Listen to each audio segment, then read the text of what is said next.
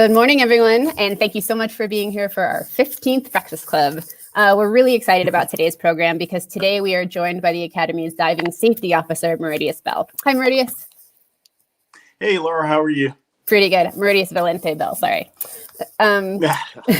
So if you're a regular Breakfast Club watcher, you already know a bit about some of our Hope for Reefs research, which is work our scientists do at both shallower and in very deep Mesophotic reefs. And you've even been introduced to our African penguin colony and pajama sharks, which are just a few of the 40,000 animals that our Steinhart Aquarium is home to. So we're really lucky to have Mauritius today because he's the one who oversees the huge range of scientific diving programs that makes all of that work possible and that work really depends on. And he's also the one who keeps all of our diving scientists and biologists and volunteers safe and able to keep pushing the boundaries of their work. And today he's going to talk a little bit about some of what that takes. So divers involved, the kind of activities that they handle, the levels of training required, and I'm sure more. So Mauritius, first question, how many total hours do you think you have spent underwater in your life? Oh, I have no idea. I can tell you I have about 760 something, almost 770 hours on a rebreather, but hours underwater is not something we really track outside of the rebreather. So, yeah. I mean, it was kind of a joke, but you're very serious about your profession. I should have expected you to take that seriously. But maybe you could work on it for some like trivia or something. Yeah, I should. I'll come up with something. Okay, that sounds good. But I would really like to know how all of this got started. Like, how did you first get interested in diving and end up pushing it to this kind of career? Oh, let's see. I always had an interest in diving. I was an aquatic guy growing up, on swim team, and in college I was a lifeguard and teaching swimming, both at the YMCA in the summers and also at South Carolina State University where I went to college. And there was a guy at the YMCA that always taught scuba diving, a guy named Nathan Carter. And he always tried to get me to take the class, and I never really had the time. And then after I graduated, I finally did, and it was hook, line, and sinker. My career path up to that point, I was really figured I'd be a commercial airline pilot. I was already a pilot working on my commercial license, which I later got. Start teaching flying, as a flight instructor, but very rapidly diving just took control over that. And I ended up spending progressively more time and more money involved in diving recreationally. So, yeah. And then how did the scientific piece come into play? The world's largest aquarium was built in my backyard. Atlanta, right. So Georgia Aquarium. Yeah, the Georgia Aquarium. And I met the diving safety officer because he needed a pool space. And I was an aquatic director at that point. Did the first 5 years of my career doing instructional technology and information technology for Hayes Microcomputer Corporation, also the Atlanta Public School System. Then I went to aquatics for a couple of years, and the Georgia Aquarium needed pool space to train their divers. And I was already an avid diver, a cave diver, a recreational scuba instructor, but I was not doing it full time. And I met Brett Dotson, and kind of the rest of his history. He told me he had another position, and I applied, and about a year later, I was initially volunteering, and then I started working in dive operations at the Georgia Aquarium, which then led to 4 years there, and then 6 years at the University of Hawaii at Hilo, and now almost 4.5 years at the California Academy of Sciences. Yeah. Oh, cool. I like asking people about how they got into stuff because, like, the people with the most interesting jobs never take a super direct path, right? Mine was not direct at all. Okay, cool. Well, yeah, that's the most important part. I legitimately can't wait to hear more, and I'm going to turn it over to Mauritius pretty quickly now. But first, just a quick reminder, as always, for people watching live, whether you're on Facebook or on YouTube, you can ask questions at any point during this broadcast just by leaving them in the comment section of Facebook or the chat box of YouTube. And at the end of Mauritius's talk, we'll loop back and ask him as many of those as we can. So thank you all for being here. Thank you again, Mauritius, for taking time to do this today. And with that, Mauritius Bell and 5 to 500 feet below Academy Dive Operations. Thanks. All right. Thank you, Laura. And I'm very happy to be here. So the presentation today is an overview of Academy diving. Where in this presentation, we'll talk about diving that the Academy does in the aquarium and also in the field. When we say in the field, we mean it's outside of the Steinhart Aquarium. We'll discuss some of the staff involved and the different dive modes. Those are the different types of diving technology for life support that are utilized for those two general aspects of our program. And then I'll spend a fair amount of time talking about what a lot of people have a lot of interest in, in addition to the aquarium, would be the mesophotic work, the deep work that happens on our expeditions. There's a lot of shallow work that also happens on the expeditions, but my direct involvement tends to be more on with the deeper teams. And so I'll talk more about that. And we'll discuss the staff, the equipment, some logistics involved, which is quite a bit, dive safety, and then a little bit about why we do it. So our program is hybridized. That's the word I use. You know, a lot of dive programs are either aquaria or they are pure research programs, like a lot of universities and so on. We are, of course, the California Academy of Sciences is both. So in the Steinhart Aquarium, the work that we do, it falls up under the commercial diving regulations as promulgated by Cal OSHA. And we use the term in diving non-exempt, meaning that it's not exempt. It does not follow the scientific exemption. It is, in effect, commercial diving. There's some debate in diving whether that's correct or not, but it's the most conservative way to go. And that's the way we, the Diving Control Board, and of which I'm a member of, that's what we decided to do for Cal Academy. In the aquarium, the work that we do is in the exhibit.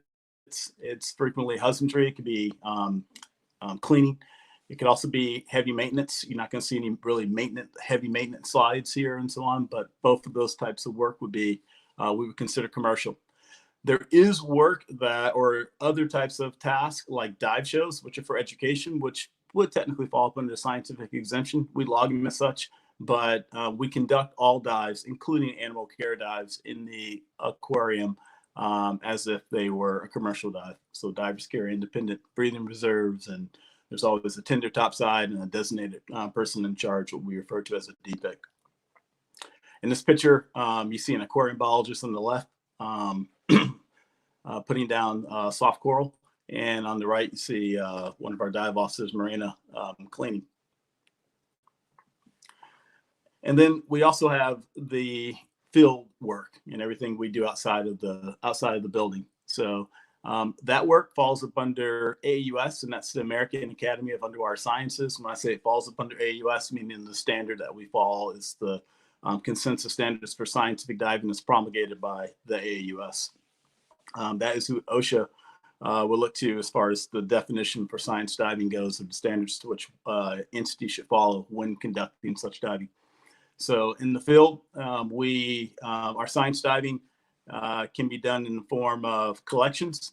And that's a lot of that work is done by aquarium biologists, collecting sometimes live animals to bring back into the aquarium. It could also be specimens for our researchers in IBSS. We'll talk more about that one. It's also to conduct the surveys.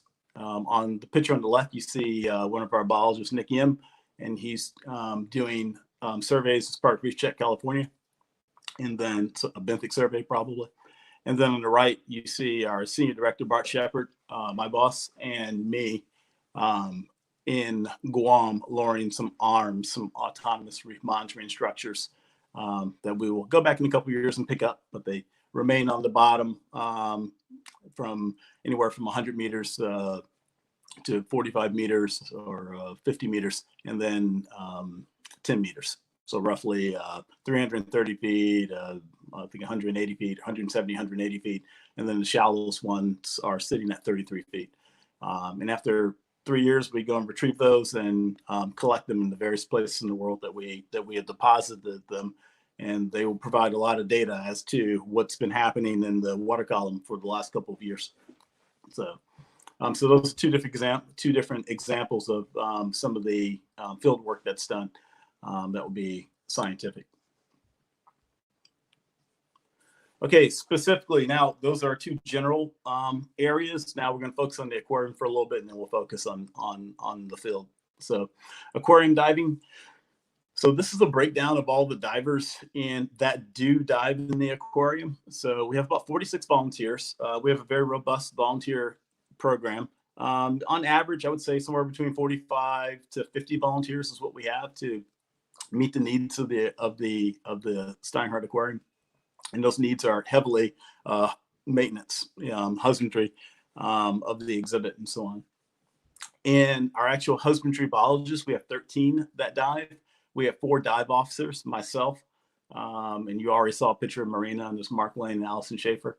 We have 3 on-call dive officers. We have 2 animal health biologists, and we actually have 1 engineer. That's our life support. Our engineers are responsible for our life support systems for the aquarium. So a total of 69 divers. And last year, 2019, we logged 1,892 dives. So it's a very robust program. The picture you see is one of my favorite pictures, despite the fact I think it was taken around 2012 or so. That's one of our volunteers, George Bell, on the acrylic in the Philippines Coral Reef exhibit. We call it the PCR. So, whoops. And that was a phone drop. And there's a dive show happening with George. So, as I just gave everybody a show as well. So everyone knows, I should have explained this earlier, the camera on my computer does not work. So I'm using the phone and then I'm presenting off of the computer. So that's why it's a little back and forth with my head and so on. Continuing with the aquarium dive program, getting into dive modes. So when we talk about dive mode, we're talking about the type of equipment you utilize. Dive modes will refer to life support, the actual life support or the underwater breathing apparatus that's used. This terminology speaks to OSHA, Occupational Safety and Health Administration, and they define different modes of diving. So surf supply is diving is one. We'll discuss scuba in a second. A lot of the work we do in the aquarium is done via surf supply. And there are a couple of reasons for that, and we'll talk about a few of them. In this picture, you see our dive officer, Allison Schaefer, in the foreground and Mark Lane in the background, and that's George Bell, again, same diver you saw in the window in the previous picture. He is their tender. If you notice on Allison's, there's an umbilical attaching to the blue harness, and the black line of the umbilical is the airline. So it's one of the reasons we like diving surf supply is because you have a very large quantity of air that's delivered from the surface that the diver does not have to manage in the form of watching your gauge like a scuba diver periodically and monitoring their gas supply, which does detract from the task at hand as far as the work that the diver's doing on the water. There's also a communications member, and that's the red line. So, and that allows, in this case, because Allison's diving with Mark, she can talk with Mark and Mark can talk back to Allison, but they can also communicate to the surface, George, the tender. So you have diver to diver and diver to surface communication. So it's making it very convenient. The ability to talk also comes in the form of a dive show. So we can present to the public. What you're seeing here is the surf supply cart. And this is one of the ways we dive surface supply. So you have a cart sitting here, and the cart has 2 different cylinders on it. And you probably see my cursor moving left and right, left and right. Those are 2 standard scuba cylinders. There is a selector valve here, and it allows the tender to control the gas supply from a primary gas supply to a reserve gas supply. One of the nice things there is that it gives a primary and a reserve breathing supply in the event that there's a problem with the primary gas supply. Maybe there was a hose rupture or an O-ring were to extrude. Then the tender can just flip the switch and there is no interruption in the diver's gas supply. So, and then the tender also has the comm box up there, which allows them to communicate with the divers. And as discussed, the divers can communicate with each other.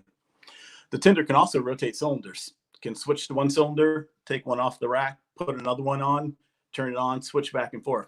So as a result, the divers can be underwater however long our compressor will fill cylinders. If this were a very large operation, you would see multiple cylinders laid next to the cart to allow the continuous flow of gas, and it allows the divers to work underwater for extended periods of time.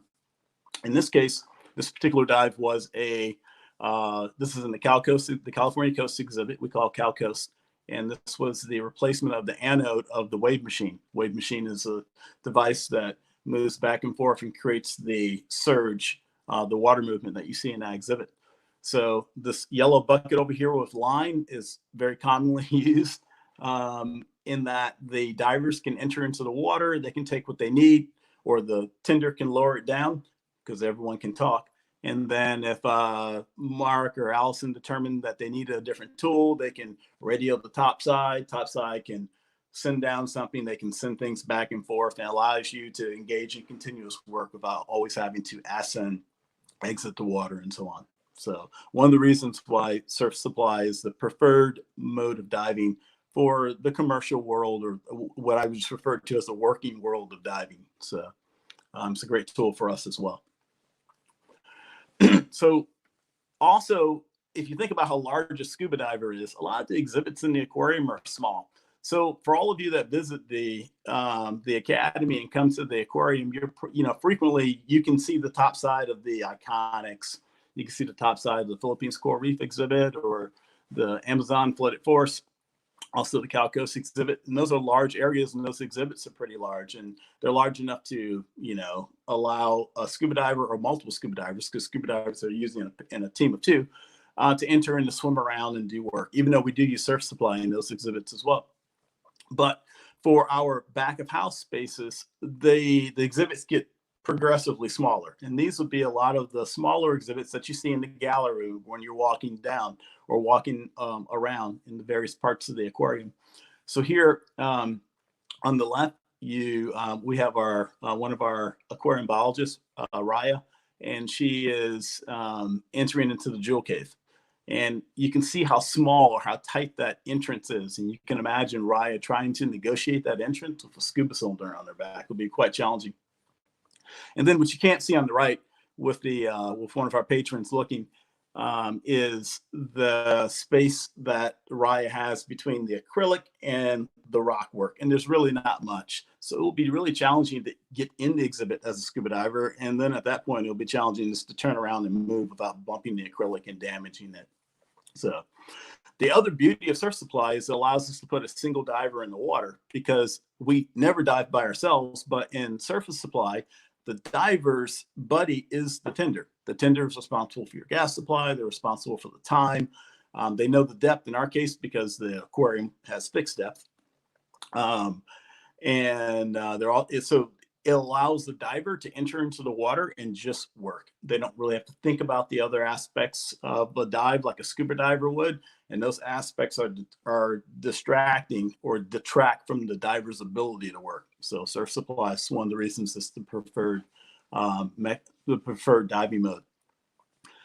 I'm going to use my cursor, and you can see this little cylinder back there. That's the EGS, the diver carried independent gas supply. So for our divers, there's three different gas supplies. There's a primary on the cart, there's a secondary on the cart, and there's a tertiary in the form of a emergency gas supply that the diver can activate in the unlikely event that there was a problem with the cart and the tender was unable to rectify it. And that's enough gas for the diver to be able to surface on his own and exit the water. So.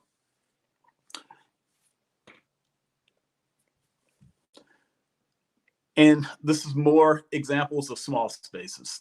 So this is Margarita on the left, one of our aquarium biologists, and she's diving in the GPO and getting some love from our GPO.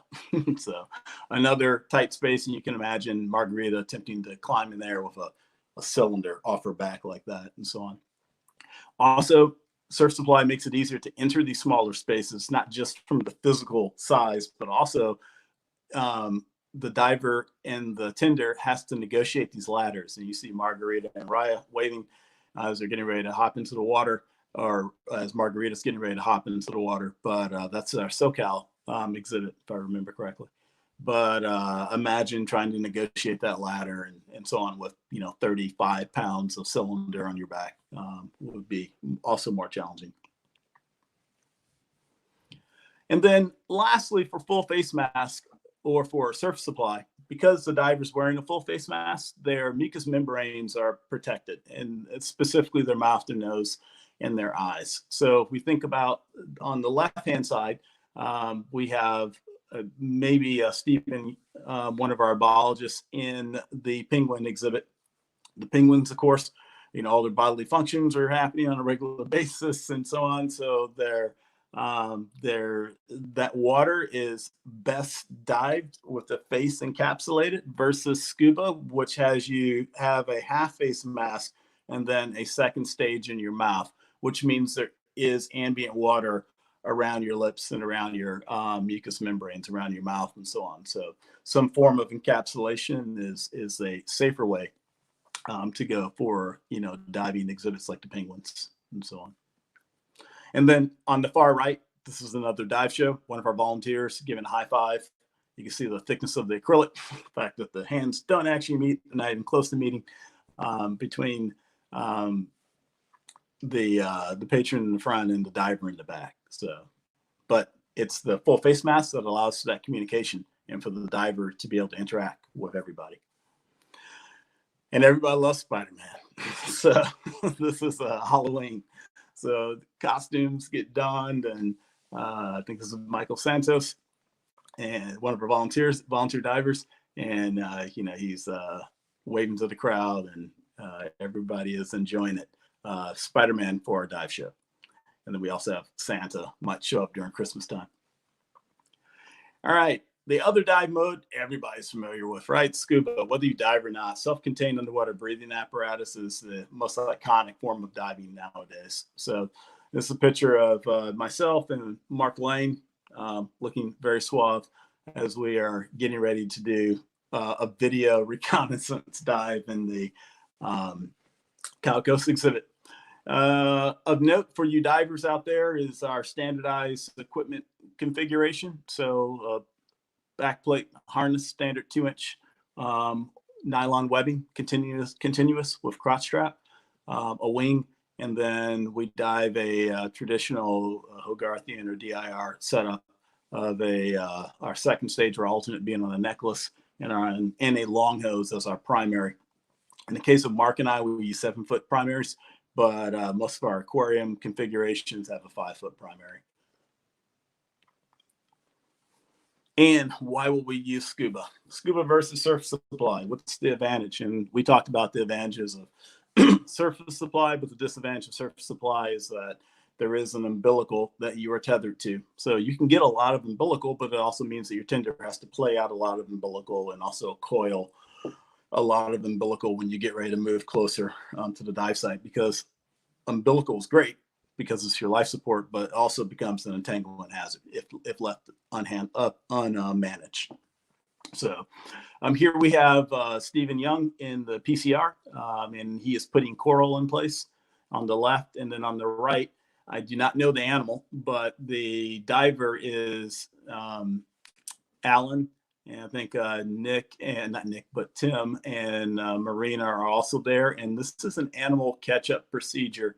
Periodically our animals do get retrieved to do physical animal health checkups or physicals, the same way we go to our physician to get healthcare or get checked up. Then periodically the aquarium biologists pull animals, or the animal health biologists will assist, and dive officers we assist as well for our animal health department and our vet staff to do checkups on the animals. So this was an animal in the Amazon exhibit. And then just more mobility, cleaning acrylic. That's probably it's a job that all aquarium divers do, and it's very necessary for all of you out there who come and visit us or any other aquarium out there. Your enjoyment would not be great if the exhibit windows, the acrylics, were overrun with algae and biofilms. So that's in our Cal Coast exhibit. We also have a animal feed happening. This is also in the Cal Coast exhibit. It's one of our volunteers feeding our wolf eels. So they're doing a tongue feed. So that happens on Scuba also. What you're not seeing in these videos is that in these pictures is that there are other animals. There are other animals in there, to include human animals. There is another diver. Could be one diver, at least one, frequently just one. Could be two though. So divers are diving in teams, but they're taking a picture to just catching the single diver. And no discussion of our aquarium dive program would be complete without a plug to our volunteers. So our volunteers are what make the aquarium, run as far as dive wise. They are an invaluable resource for us, not only of labor, but unpaid labor, but they're also they're absolute joys to work with. You see all the pictures and all the smiles, and everyone has a good time. So it's great because they want to be there and they do a terrific job for us. All right, now we're going to shift to the field. So that's it for the aquarium. Now we're discussing the other work that the California Academy of Sciences does dive-wise, and that will be outside the building.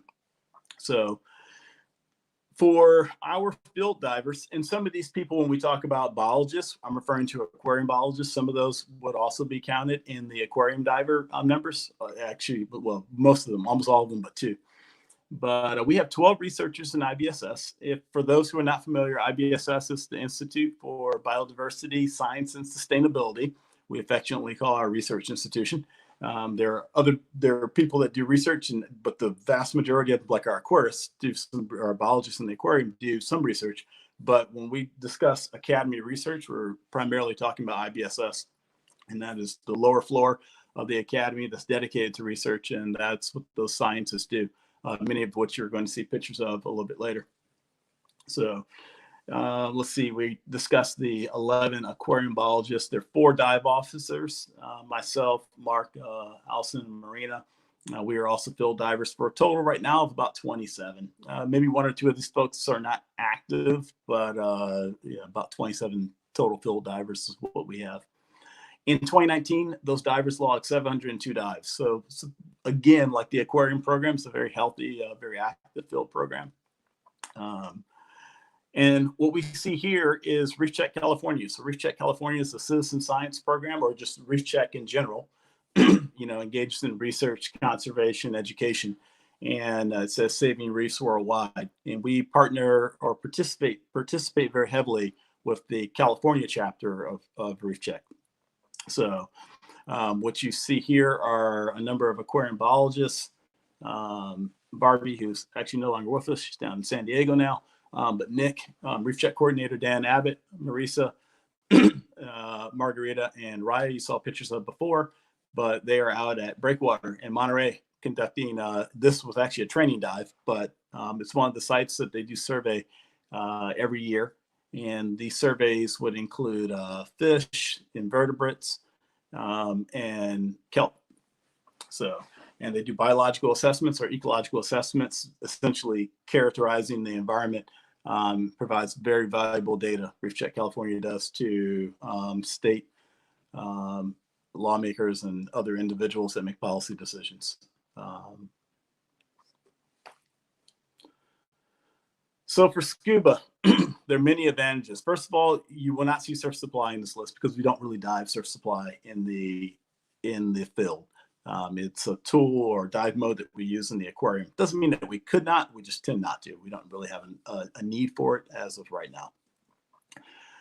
So in the field, we dive scuba, and we'll talk about another diving mode in a moment. So, and there are some obvious advantages of diving scuba.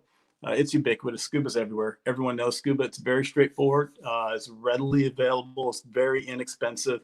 In the grand schemes of diving equipment, it is less expensive than diving surf supply, and definitely less expensive than diving a rebreather, as we will discuss. It's also pretty simple. And there is complexity of becoming a diver to being certified in diving and the process of diving, as far as being well-trained and being safe. But in comparison to a rebreather, there's some relatives. It's a relative simplicity that we're discussing. Reduced training time as well. Keep in mind, we are an employer, the California Academy of Sciences, and as such, the work that we do is occupational diving. I've not used that term yet, but all these forms of diving. And for those that are not familiar, it's the reason why I led off with, in the aquarium, we follow Cal OSHA. In the field, we follow the standards that's set forth by the American Academy of Underwater Sciences, or the AAUS, of which we are an organizational member of, because there's an employee-employer relationship, and the Academy has a responsibility to protect the safety of its employees, and that would be staff, including any of our volunteers, anyone diving under our auspices, to provide protect them from undue harm. They should have a reasonably safe workplace. So any person that we bring in, there's going to be some training. So even if you were a very experienced diver, if you were to come, and we would encourage you to volunteer with us once everything normalizes and we go back to being in the building. Obviously, the entire academy is sheltered in place right now, except for some of the people that you're seeing are actually some of the few individuals that are at the academy, the animal health biologists, the husbandry biologists, and some dive officers that continue to provide high quality care to the animals at the Steinhart Aquarium. But there is no field diving happening right now. But if you were to come and volunteer as a diver or any other, or as a volunteer diver, or assist with us in the field or any other diving component, then there's training that gets involved, or that is involved. And the training time is reduced with Scuba because the individuals coming to assist with us or work with us or come under employment for us are already trained. They're already trained as scuba divers. So it's just a shorter, shorter movement for them.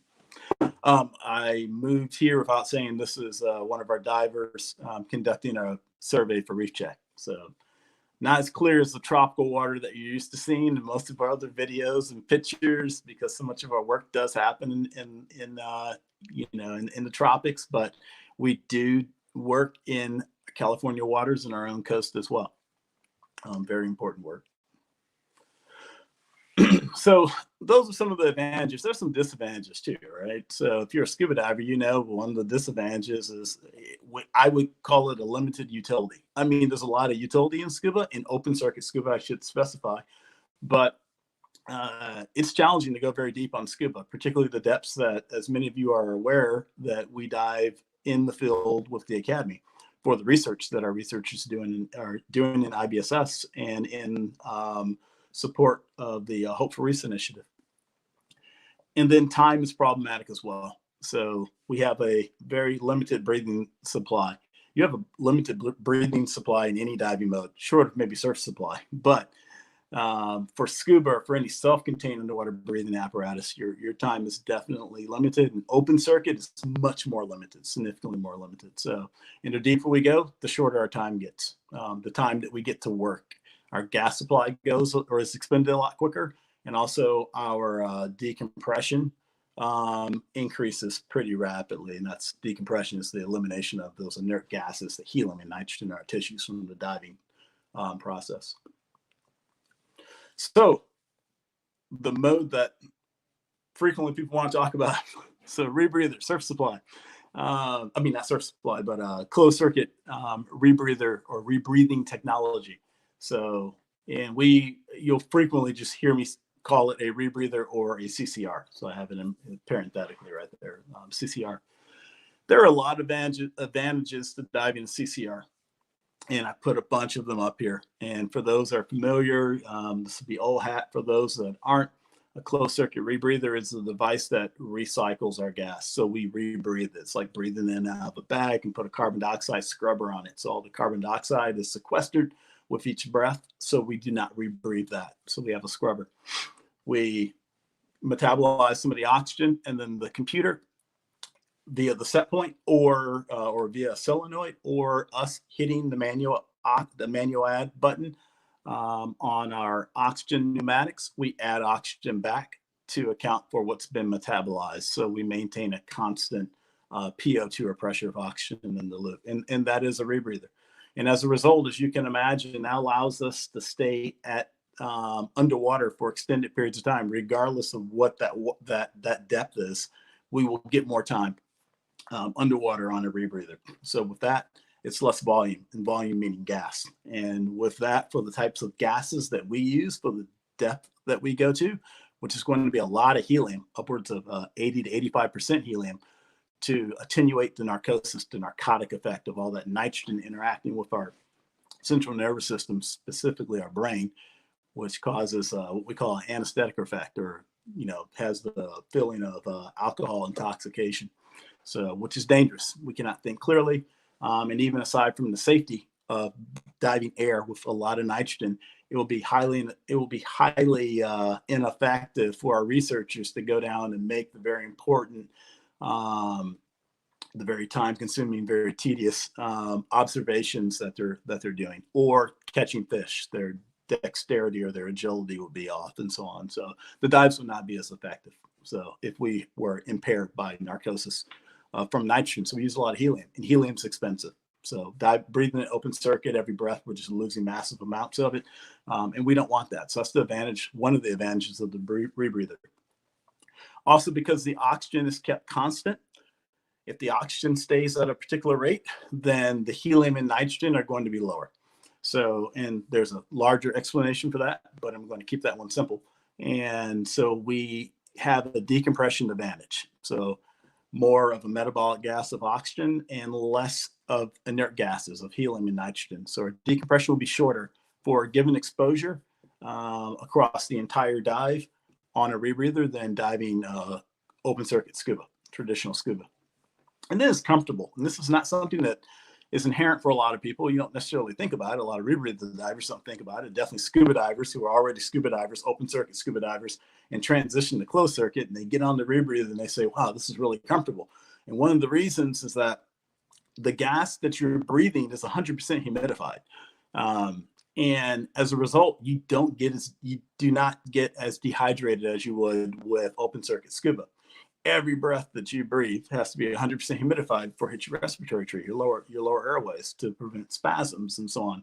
So your body is insensible. It's not something that you're aware of, but you are wicking massive amounts of moisture from your body when you dive open circuit scuba. And the deeper you go, the denser the gas, the more moisture is lost. Your body is also has to warm each parcel of gas that you're breathing. So there is a heat loss diving open circuit scuba, and both of those are attenuated a bit on, or quite a bit on, a rebreather. So there's an exothermic reaction with your carbon dioxide with the scrubber, with the soda lime, that creates warmth or heat. So your gas is flowing through that bed, so it stays warm, or it's being warm prior to you breathing it. So these are all benefits. And then the last part, it really simplifies to a rebreather. Exceptionally simplifies technical diving operations. A lot of that decompression advantage I discussed, for us to get that in open circuit, means that we have to have multiple breathing gases that we're always switching to on the way up for decompression. We're always switching to a breathing gas with a higher fraction of oxygen to give us a higher pressure of oxygen to lower the inert gases, the helium and the nitrogen, to create a gradient to accelerate decompression. And those gas switches involve a lot of complexity, or they add a lot of complexity to the dive in comparison to closed circuit. And they also add a fair amount of risk, because bad gas switches or switching to the wrong gas is really problematic, particularly when you're switching to a gas too deep, meaning it has too much oxygen for the depth that you're at, and it can cause oxygen toxicity, or it can exacerbate the effects of oxygen toxicity, which could be something relatively simple like a lip twitch, which is not really simple for a diver. It's a big issue, but something very serious like a convulsion or a seizure underwater could that's what the oxygen toxicity could precipitate. All right, there are some disadvantages to diving rebreather though as well.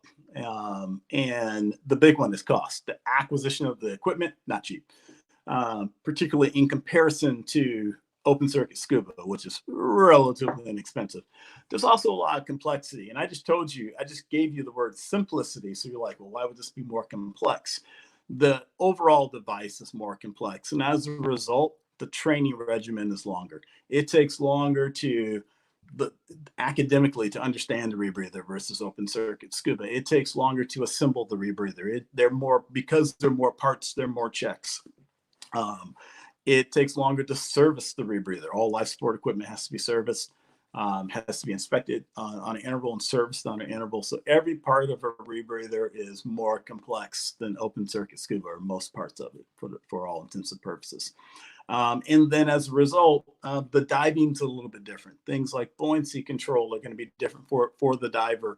So rebreathers require a lot of time, not only to train the diver, but also there's a lot of proficiency that's required for the diver or the diver continuing to train to maintain that proficiency, so that they are one, efficient underwater when it comes to our divers, so we can get in the water and get the work done that we came there to do. Came there meaning whatever the dive site is, wherever the location is around the world, but also safety. So we want the diver to be safe. And a diver that's out of proficiency or poorly trained is not going to be as safe. And there are a number of issues with rebreathers. So we mitigate all those through quality training and proficiency. We dive a lot.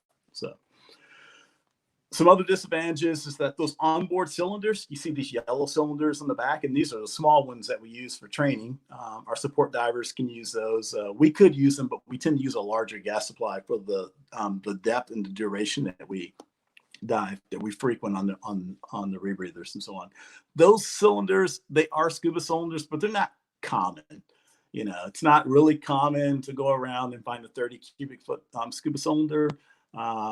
For the folks in the metric world, that's like 4.5 liters, and or 4 liters, actually 3.5 liters, 3.5 liter cylinders. So they're not super common, and so as a result, we have to bring them with us, which means we have to devalve the cylinder, empty it, because you can't fly. You can't put a full cylinder on an airplane, nor can you put a cylinder with a valve on it, even if it's empty, and put it and check it on the airplane. They'll get confiscated. So we have to pull the valves out and so on. So there's a little more complexity there. It's more weight that we have to carry, and so on.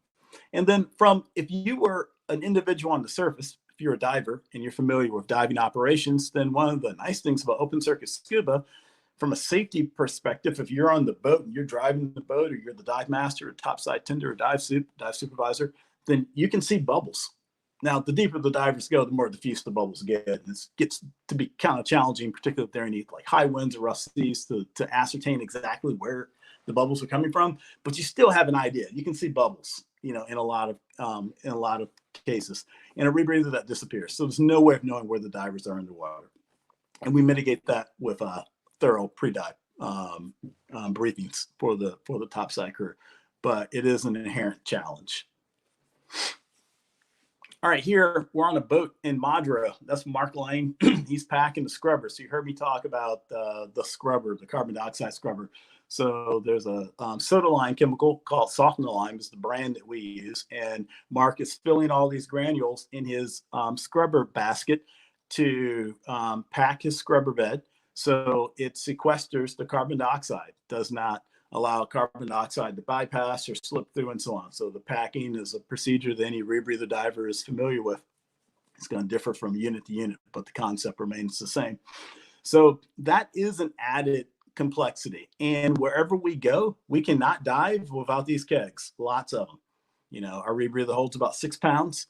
That keg is about 44 pounds. So we get roughly about 7 dives per diver, or just 7 individual packs out of that keg. And we tend to only use a scrubber for one dive and then dump it, because the scrubber has a limited life. And it's a danger of using your scrubber too long, because you can get carbon dioxide breakthrough and hypercapnia, high concentrations of carbon dioxide, which is a very dangerous condition underwater, or on the surface for that matter. So there's a little more, there's definitely more time preparing a rebreather as a result. There are more pre-dive checks that have to be done. And as we discussed, the equipment's just in general more complex. So, and then there's the fact that you have to buy the softener lime, and you have to ship it or carry it with you and so on. And then you see all these cylinders right here. We carried all this with us. This is Madro. Madro is Marshall Islands. So that's a lot of equipment. It's a lot of weight that we're carrying. Sometimes puts us overweight. Sometimes you have to pay additional luggage fees and so on, or we would have to ship these ahead of time. We've done that as well. And that discussion is coming up. So now, despite all that complexity, despite all that time and so on, there is no comparison to the amount of time doing the type of diving that we do on open circuit versus closed circuit, meaning doing it on a rebreather or closed circuit is inordinately quicker. Why? Because a fill station operator or a mixed gas blender, myself, or Mark or Marina or Allison, one of the dive officers, we blend all the gases. Sometimes we're at a location where there is a gas blender that will do the blending for us. But if we don't have that, then we are stuck blending all the gases. And that's just the cost of doing business. And it takes a lot of time to mix gases. So our bailout cylinders, our larger cylinders, like the ones you see on my side right here in this picture, are, that's the longest period of time. I mean, it takes longer to fill those, obviously, volume-wise. An 80 cubic foot cylinder, 11 liters versus a 3.5 liter, 30 cubic foot cylinder. It's going to take more time to charge or pressurize that cylinder. So I just threw this up here just for giggles and so on.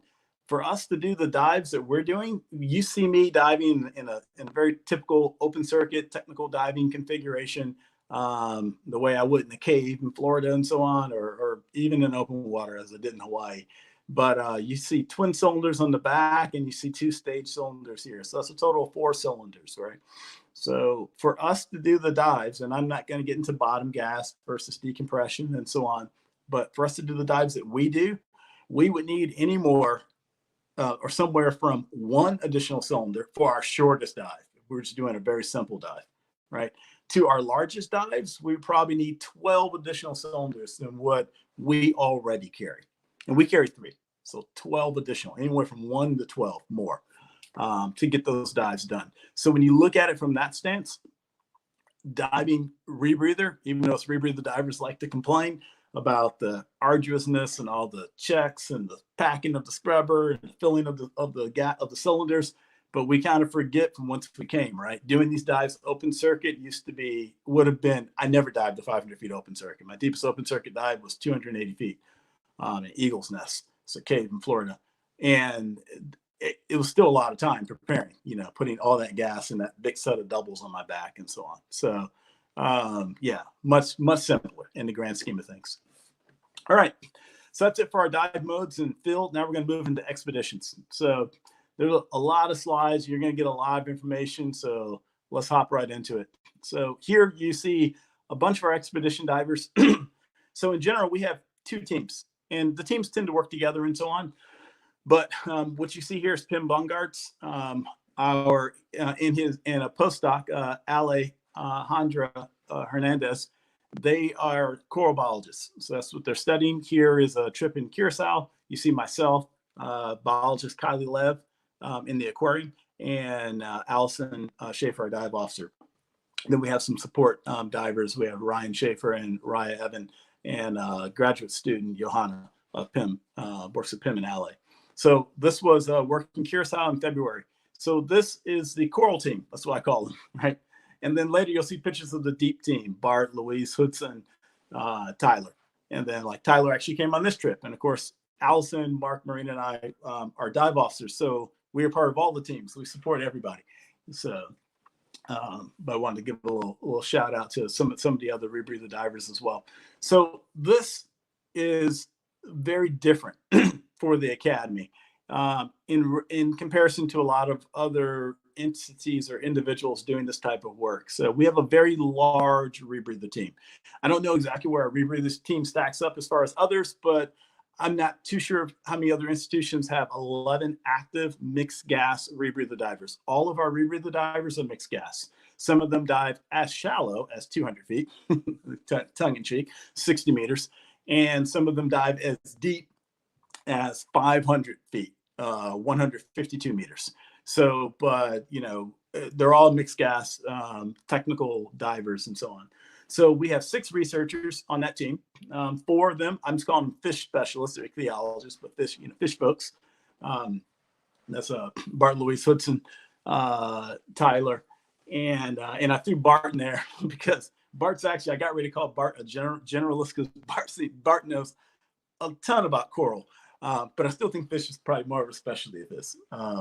And then Ale and Pim are our coral specialists. And keep in mind, we're only talking about the rebreather divers. We have many other people at the Academy that study corals shallow and have for decades and so on. But we're talking about the rebreather divers.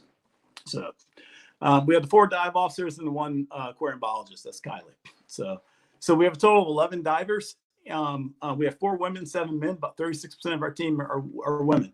And why do I mention that? Because technical diving and diving in general, things are changing very rapidly. But diving in general, women were highly underrepresented. And science diving is kind of leading the way. I think heavily as a result of marine science programs, at least in all my 6 years at Hawaii, were probably 80% women entering into undergrad, which of course these undergrad students become graduate students, then go into PhD programs.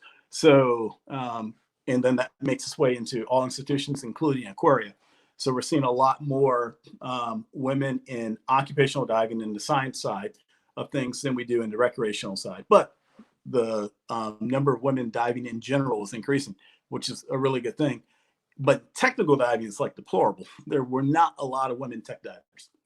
This has been a huge issue in diving. It's been a huge issue for women in diving as far as equipment, finding equipment that fits, and individuals not making equipment for all humans, just a certain size male diver and so on. So I'm very proud to see that diversity in our team. It's really important. All right, 3,491 hours is what Academy divers have done to date. So that's 146 days in the water, which is pretty impressive. And this is on Rebreathers. This is not underwater total. It will be well more than that in all the decades that the Academy has been diving, but 146 hours or days underwater.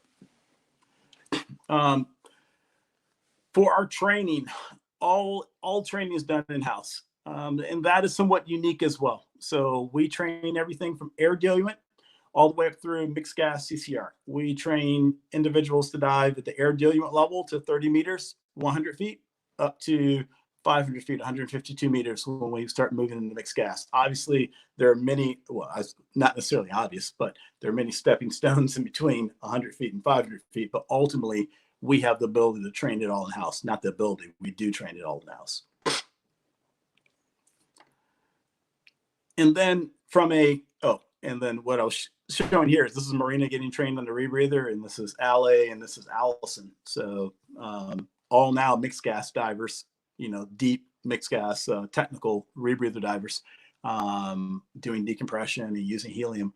But back then, this would have been like a couple of years ago, they were learning to use a Rebreather with just air diluent, which is the way everyone enters into the Rebreather, just using air as your diluent. Diluent is your diluent. It dilutes the oxygen. All right. Training-wise, we keep that proficiency going. Every time we do an expedition, we always start the first day, our first dive day, is a proficiency dive. And to say it's a proficiency dive is actually a little light. It doesn't really speak to what we do. This session, at its shortest, to the chagrin of a lot of people, this session at its shortest is probably 90 minutes. This session at its longest is probably like 2.5 hours. I think we pulled a 3-hour proficiency dive one time. There's a lot going on.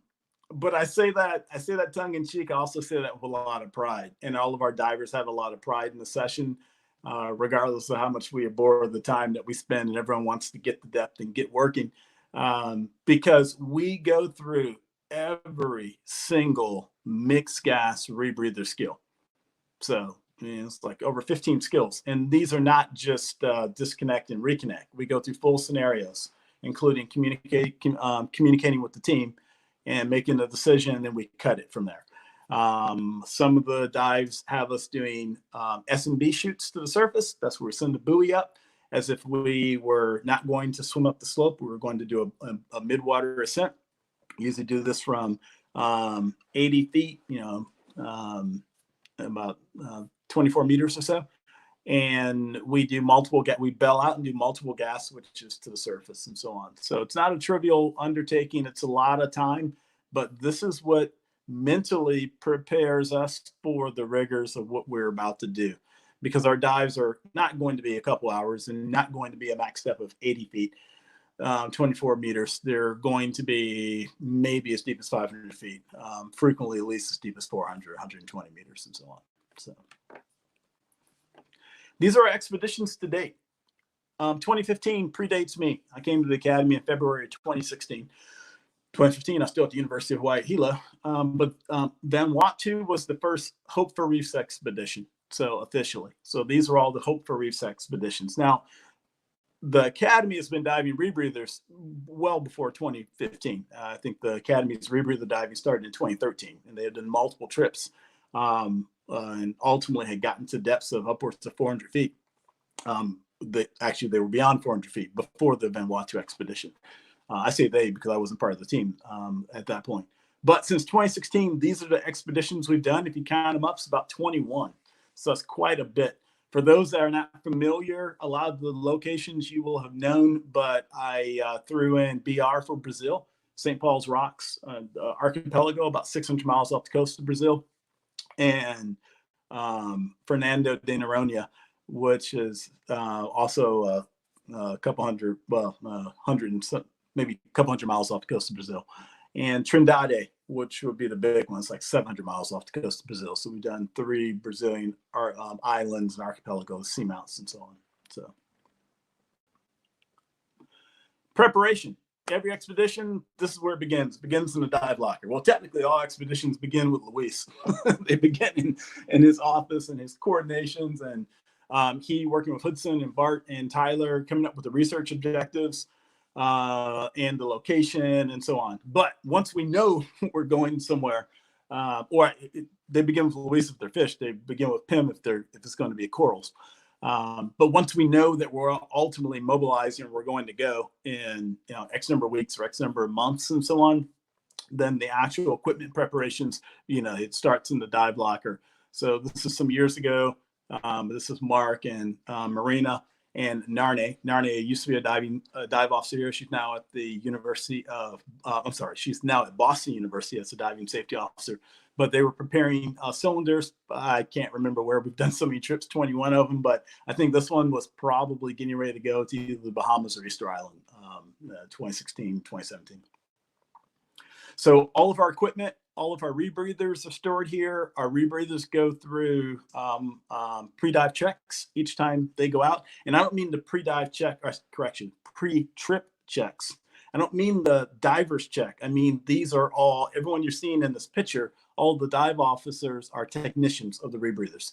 So we do all the service of the units each year. And we also do a thorough inspection each time they go out. We might have to change cells, oxygen cells or sensors. We have to change batteries and so on. Cylinders, sometimes we have to ship them. So cylinders get prepared and get shipped out. Sometimes, hopefully, we can rent them where we're going. This is a pretty typical load for our expedition. And when I say a typical load, you're looking at, I have 560 pounds or 255 kilos of equipment. And this only includes my equipment and collective team equipment. Each diver has another probably almost 100 kilos of equipment themselves. That's not quite true, but probably 70 kilos of equipment. 200, almost 200 pounds that they each carry, in addition to all the team equipment. So we do not travel light. We are an occupational dive program. We put a lot of time and a lot of money and a lot of energy into our location. So when we get there, we want to be prepared. And to date, we've never had to scrub an expedition because of our lack of preparedness. So we bring the equipment we need. We bring backups of the equipment we need. We bring a spare rebreather. We bring all the parts for a spare rebreather in addition to the spare rebreather. So almost the equivalent of close to 2 spare rebreathers parts wise. Spare computers, spares for our diver propulsion vehicle, spares for everything. So in addition to vetting our dive operators really well, so we know what they're able to support and what they're not able to support, we come very well equipped. Now, I have in this bullet, it says even sorb. Sorb is short for adsorbent, or our softenolime, the chemical that we put in our scrubber basket for the rebreather. So those were those tubs that you saw. So these 2 UPS shipping boxes contain sorb. And in this case, we were going to Brazil. This was the St. Peter and Paul's archipelago, or St. Paul's Rocks trip. And each diver had to carry their own sorb because we were not able to source the sorb in country, in Brazil. So, which is another issue for rebreather diving. Sometimes they have the sorb, or meaning whoever you're going to, whichever location, and then sometimes they don't have the kind of sorb that you actually need for your unit. So, multiple challenges. For expeditions, we have solved our logistical issues in other ways. Instead of carrying all this check luggage on, we have shipped things. So these are U-line shipping containers. These are pallet size. These are pallet boxes. And here you see sorb is packed. I think this one might have even had a compressor packed in it. First aid kit, AED, oxygen kit. Save a dive kits, all types of team equipment, and so on. This was going to Miami when we went on the Aleutian to the Bahamas. So, and on that particular trip, we also sent all of our cylinders. For whatever reason we were going to have a cylinder issue as far as numbers go. So we filled all of our cylinders and we sent our cylinders full. So we sent them as DG, or dangerous goods, or hazardous material, which you can do, apparently. As long as it doesn't go on an airplane, it's not too bad, expense-wise. But these got shipped. These were the same cylinders going out many months later to our Easter Island for our expedition there. So, and it gives you an idea of the amount of weight, right? We have a forklift to lift our cylinders on the back of an F-250. To send this thing and take it to the yard to be picked up to go on a ship. All right. Once we get on site, so we're going to where we're going. In this case, it's Kona, Hawaii, Big Island. Then how do we move all that equipment back and forth? These are just things to get you thinking as far as our logistics go. So now that we got the equipment there, how do we move it around? And this is a very large tundra, a massive bed. And this bed is absolutely full, almost spilling over with dive equipment, as you see. And this includes the rebreathers, the bailout cylinders, all the stage regs, sitting on top, our dry suits, and all types of wetsuits and everything else. And this was a small trip. I think this one only had 4. It's usually 5 of us diving deep. This had 4 deep divers and a support diver. So. Now moving into the preparations for an expedition, right? At least once we're on site. So we're done with preparing, now we're there. And now we have to fill all of that bailout gas. So there are a slew of cylinders that we're carrying for emergencies. And I'll discuss that one in the next slide, but we have to fill it somewhere. And in diving, we call that a fill station, a place that fills air, and then, we have our oxygen cylinders, and this is a helium cylinder. So because we use trimix, and trimix is a mix of 3 gases, it's oxygen and helium, and then we top it with air, so the remainder ends up being nitrogen. So, and I already discussed why we use those gases. So oxygen is toxic, so we can't use much of it. So in our diluent, our diluent for our deepest dives, that oxygen percentage is down to about 6%. So sometimes as high as 7, somewhere between 6 and 7 though. And somewhere between 80 and 85% helium, so, or 80 and 83. This is the fill station on the Aleutian, Ray Dalio's vessel, the Aleutian. So it is it's ideal, and that's why I put it on there. It was a great setup, and in this case, we actually had Bubby and Steve Hudson, the dive officers, the dive operators, that did most of the filling for us as well. And that's ideal when we don't have to fill all of our own gas, because filling is very time consuming. In addition to conducting a big dive, and for us, a short dive is 3 hours surface to surface, meaning from the time we go down to the time we come up. And for a big dive, it could be 6 hours surface to surface, right? And that's about our longest dive is 6 hours.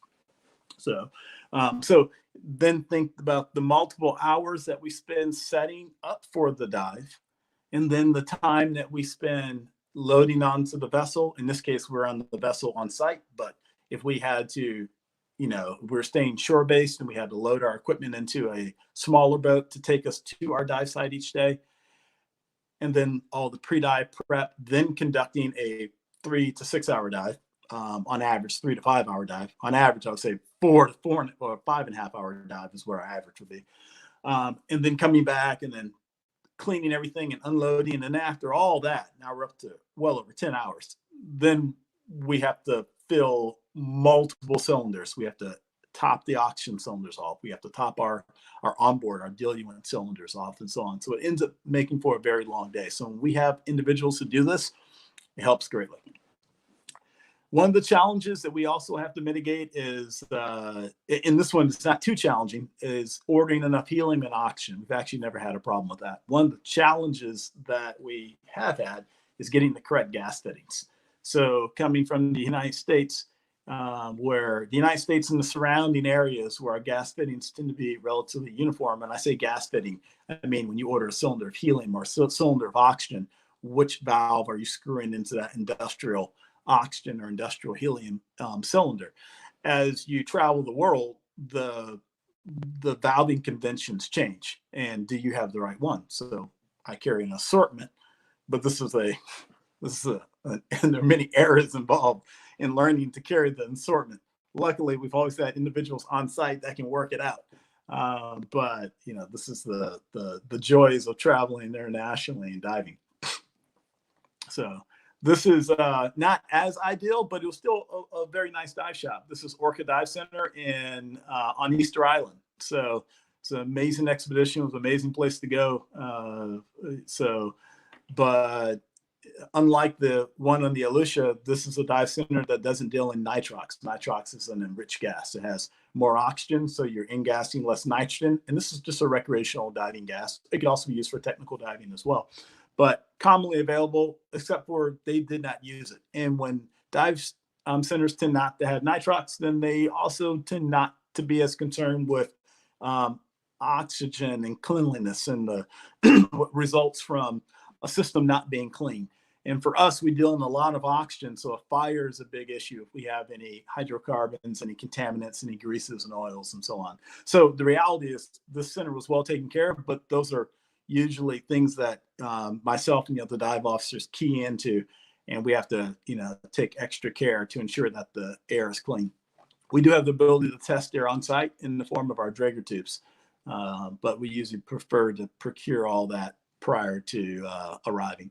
So here we have our own booster. We always carry 2 of those, but that booster takes gas from the larger industrial gas cylinder and pressurizes it into the smaller cylinders. So even when the pressure gets low, the booster can push the pressure up of the larger source bottle, so it can go into the smaller, scuba cylinder. And now moving into, the equipment as far as the rebreather goes. So a closed circuit rebreather, we already talked about as far as the complexity and so on. So you see Tyler Phelps, he's inspecting, he's assembled, and now he's doing the various checks of his rebreather. And we do all this using a checklist. So right now, Tyler's programming his NERD, his near eye remote display. It's basically a computer. It's a monocle. It's like a heads up display. So instead of having to look down at our wrist, we have the same information right in front of us. It's one of the best tools, one of the best additions we've come up with on the rebreather. We did not invent it, but as far as acquisition goes, it's probably one of the best piece of equipment we've ever bought, providing a lot more situational awareness, or can provide a lot more situational awareness. It's definitely not though nice when you're scootering on the diver propulsion vehicle and your hands are occupied, or when divers are trying to catch fish or do surveys, that they don't have to stop what they're doing and look here. They can just look straight ahead and see all the information in the little monocle that they would on their computer. When I mention computer, this is Tyler's computer in his hand, and this is the near eye remote display, or what we call the NERD, both made by Shearwater. So this is the checklist. And the checklist, if you know anything about rebreather diving, you've always heard about checklists, whether you dive them or not. You understand the complexity and how important it is to use a checklist. And that's what you see Tyler doing here. This is the same thing that the other 10 rebreather divers in our program do every time before we dive. And the checklist is life-saving, can be life-saving. It's a lot to remember. You see there are a lot of words in there. There are a lot of lines, and there's a lot of detail. And that checklist is an ever evolving concept, not the concept of the checklist, but the content of the checklist, I should say. And almost every addition to that checklist is directly related to an incident that we've experienced. When I say incident, I just mean something happened. It doesn't mean that someone got hurt or whatever. It may have raised somebody's heart rate a little bit when it happened, either on land or underwater, but it's yet another thing that we learn. And we learn a lot. We are a huge user of the rebreathers. Our particular rebreather we use is the Hollis Prism 2, but for anybody's rebreather, we're a big user. We have a lot of divers with a lot of experience that tend to dive or have dived the same platform year in and year out across many, many hundreds of hours. So we have amassed a lot of institutional knowledge when it comes to rebreather diving in general, but definitely the Hollis Prism 2. So we have items on there that are not on the manufacturer's checklist, but are things that we've experienced over time are could be problematic. No fault to the manufacturers, just things work loose and whatever. So bailout gas. You heard me talking about filling all those cylinders. So what are we talking about? A bailout is going off the loop. So we take the mouthpiece out of our mouth. We always close it first so it does not flood with water. And we go to open circuit scuba. Why would we do that? Because open circuit scuba, we've analyzed that gas, all these different scuba cylinders, and we know exactly what they contain. So when we take a breath, as long as we are breathing at the depth denoted, and that depth is in feet, if it was meters, it would say 21 for 70 feet, 21 meters, then we know that it's safe. And that's why we have open circuit bailout, because we could have carbon dioxide toxicity, we could have a number of things, oxygen toxicity that could be coming from the rebreather, from a malfunction, or maybe just from the diver's failure to manage the loop. And we say the loop, I mean the actual breathing loop that's in the diver's mouth. So we carry a minimum of 3 of these per diver. On our last deeper expedition, our last expedition was Fernando de Noronha, which was a shallow expedition for us. And again, I kind of say that tongue in cheek, but a max depth of, 350 feet or so, which meters, we're talking about 115 meters, is not, it is deep and it's to be respected, but it is not deep as we're used to diving. So as a result, 3 cylinders actually works out. 4 would be better, but 3 works. But for our deeper dives that we did in Madro, I actually started carrying a 4-cylinder, just so we had more bailout gas in an emergency. We dive as a team. So not only do we have 3 cylinders per diver minimum, we also have access to our onboard cylinder. And then we have another 3 gas cylinders sitting on the boat for emergency gas. And that's all part of a very well orchestrated team process or emergency process that's briefed across our support diver and our surf support on the boat and the entire dive team. So why do we have so many gases? I already described when the picture of me and the open circuit equipment, decompression advantage. So if you want to decompress more rapidly, you want to switch to a gas that has more oxygen in it. So you don't want to use the same gas all the way throughout decompression. You can do it, but you probably don't carry enough gas to do it. It would take a very long time. So we accelerate decompression by putting more oxygen in the mix. And that in part, that's one of the, that's probably the largest component, although inert gas narcosis will be another component for the MOD, the maximum operating depth, as indicated. Some gases is because of oxygen, like 70 feet. We go to 190 foot gas, it's because of narcosis, because that one's normoxic. That's 21% oxygen. Let's see. So bailout gas is great, but I use this picture from Palau to show it can get cumbersome, right? It's always cumbersome. And that's well carried bailout gas. That's 2 cylinders on my left side, and that's the way we carry them in a more traditional DIR fashion or Hogarthian fashion. And then the 3rd cylinder is on a leash. So it falls just between my legs, and that's when you see, sitting there. But everything is carried and it's relatively streamlined. But even then, it's still a lot of mass. These are 3 cylinders sitting out there. roughly 30 pounds each in the water. They obviously don't weigh that much. The helium cylinder is almost positive. It is pretty much positive, slightly positive, meaning it will float. The other cylinders are neutral to more negative. Well, they're negative. So meaning if you let them go, they would actually descend to the ocean floor. But here we're carrying those arms. This is at a depth of about 370 feet, about 118 meters or so. And we're relocating those from 370 feet up shallow to where they should be at 110 meters. 100 meters or 330 feet. So, but it's a lot of drag. And the arms are on a lift bag and so on. And this is where a diver propulsion vehicle can be of great assistance. So when you're working with all this stuff and all this drag, and particularly when you're also trying to do other stuff, it makes it more that much more complex. So this is Bart skirting in Cayman and using a diver propulsion vehicle. It's a very sharp picture, and it illustrates the diver propulsion vehicle really well. So why do we use them? We don't always use them. This is my personal favorite piece of equipment because when a person has had more than one carbon dioxide hit, just working too hard at depth and having a CO2 hit, as any person I train will tell you, it's my greatest concern for deep rebreather diving, non-oxygen toxicity, which we call, hyperoxia, not a low oxygen state, which we call hypoxia. My greatest concern, and I would tell any rebreather diver, your greatest concern diving deep on a rebreather is carbon dioxide toxicity, hypercapnia. So it's very insidious. It sneaks up.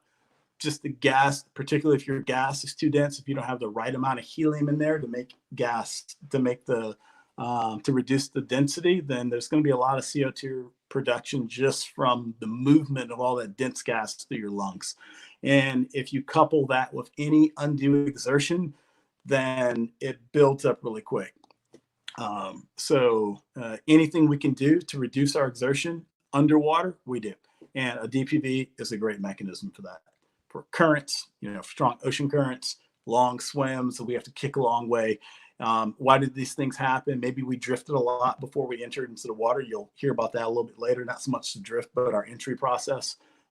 Maybe it was just a bad drop as far as the boat. Maybe we didn't identify the right bathymetry on the depth sounder, but sometimes we have to swim a bit. All right, let's move into some dive safety. So this is the Aleutian, and I use the Aleutian, that picture, because in the upper right-hand corner, you see this little recompression chamber. It's not little, it's actually like 54-inch. So very nice, very large DDC, deck decompression chamber. This is a multi-place, meaning you can put multiple people in it. It's a multi-lock, meaning it has multiple pressurized compartments that you can move people, to and fro. And that is the ideal way you want to treat a diving casualty, a person suffering from any of the decompression illnesses. It could be from inert gas coming out of solution, helium and nitrogen, we call it decompression sickness, or it could be from a lung expansion injury or something like that, that could cause any of the lung expansion injuries, the worst being cerebral arterial gas embolism. So all these things would get treated, definitive treatment would be recompression therapy. So, and this is the best way to do it. But we don't always operate off of a nice yacht like that. I call it a yacht. It is a yacht. It's very nice on the inside, but it's also a working vessel with multiple submarines and everything in it. So the Aleutian is a great vessel, great platform. So for us, we go to places sometimes where there's not an adequate recompression solution, meaning that there's either not a chamber on site, or the distance to the chamber is going to be too long or too great for our liability. And when I say our liability, just meaning that the risk that we assume, we don't like it. We want to have the ability to recompress the diver faster than that. So in this case, this was a donation from actually the National Park Service. Thank you again, NPS Dive Program. And it was a hyperbaric, an SOS hyperbaric stretcher. It's called the Hyperlight. This particular one is in need of repair, so we'll discuss that one later. but it is a portable recompression solution. So it takes about 10 minutes to set it up. This whole thing folds up into a couple of very large Pelican cases. They're small enough that we can put on an airplane. We can check this as luggage. Frequently, we would just ship it ahead of time, either sea freight, or if time's a little of the essence, then we'll send it air freight. But we could technically check it. It will be expensive, but it falls within the realm of check baggage or check luggage. About 10 minutes to deploy it from the time we knew it would be needed if a diver was injured. And I put, somewhere, it's actually should have been more like less than 15 minutes, but right around 15 minutes from the time we deploy it to the time we compress the diver. And press the diver means compress the diver to treatment depth. And treatments will begin at 18 meters or 60 feet. So this particular unit, a diver did a full U.S. Navy treatment table 6 in this unit. Now, keep in mind, that's not what the manufacturer wants you to do. It's a hyperbaric stretcher. So the goal is to take the diving casualty, put them back under pressure, and then this goes in an ambulance or an air ambulance, a helicopter, to the actual multi-place chamber. And it's actually designed for a larger chamber like the one you saw in the Aleutian, to take the entire stretcher, slide it in, and then depressurize it while the chamber is actually under pressure. So the casualty the injured diver stays under pressure the entire time. That was the admin. That's the goal of it. So here you see Marina going for a dry dive. It is a dive. It's a chamber dive. So she's wearing a bibs with built-in breathing system, and that allows her to breathe pure oxygen, but then it has an overboard discharge, so she's not exhaling carbon-enriched air and oxygen-enriched air into the chamber environment. So air in the environment, and you're going on bibs. And we can switch that bibs from oxygen to air the same way you would for a normal treatment table. She has earphones, so we can talk back and forth, although this is a Kevlar sleeve. So the reality is you can kind of yell and communicate pretty well even without communications. But that is Mark on the other side as the recorder, and he's communicating with Marina. I'm at the foot end and on the controls, and I'm talking to her. So, and this was just there was nothing wrong with Marina. This is just the test. Periodically, we pull this out, we run through drills so that particularly the 4 dive officers, we're proficient in the setup and use of the hyperlight if we ever needed it. So now you're thinking, when you saw that collapse version, you're like, oh, not me. It's a little tight. If you have confinement anxiety, bad day. I can tell you I had a bad day in here, as Bart Hudson and Luis and Narne can attest to, and Mark. I was like, let me out. So it's off bibs. Carbon dioxide will get you. You have to stay on bibs. But these were all just tests, though. So no real treatments and so on. But it is a relatively confining environment. I don't think anyone's really super comfortable in it. Narnia was actually pretty comfortable. She's smaller, so she was rolling around and so on. So, yeah. But as a general rule, it's not really designed for the full 4-hour, 45-minute, upwards of 5-hour U.S. Navy treatment table 6 treatment, the full treatment protocol. It's designed to be transported to a location where you could have the full treatment. So this is a view inside the chamber. This is Marina, so you can get an idea of the actual size. It's larger than it looks. And moving away from the hyperlight, in the field, we also carry other equipment. So we always have advanced airways in the form of ET tubes, endotracheal tubes, or dual lumen devices like King Airways. I'm a diver medical technician, formerly a paramedic. Carry IV supplies, IV fluids and catheters. We have a very well-stocked trauma kit and so on. And then for communication, we can always call either the Divers Alert Network, or we can call NEDU, Navy Experimental Diving Unit. I've also reached out to them on more than one occasion. And then, of course, our DMO, our Diving Medical Officer, Mike Lipnick, to consult as need be. And as a general rule, we also try to mitigate a lot of this by just staying within a 2-hour transport time to the chamber. So if it was not very serious decompression sickness, if we had a diver exhibiting symptoms, We have another option that we're going to talk about, but we also should be within 2 hours to the chamber. So the other option is in-water recompression. So anyone who knows anything about not knows anything about technical diving, anyone who is recent regarding their knowledge of technical diving knows that this procedure has gained a lot more acceptance in the medical community because it's a reality for the work that a lot of technical divers doing. The reality is if you are engaging in decompression diving, that means diving outside of the no stop limit or outside of the no decompression limits of whatever meter you're using, whether it's a table, your desktop computer software, or your iPhone, or your actual onboard computer on your wrist, then you need to have a recompression strategy. So that's what I would tell anybody.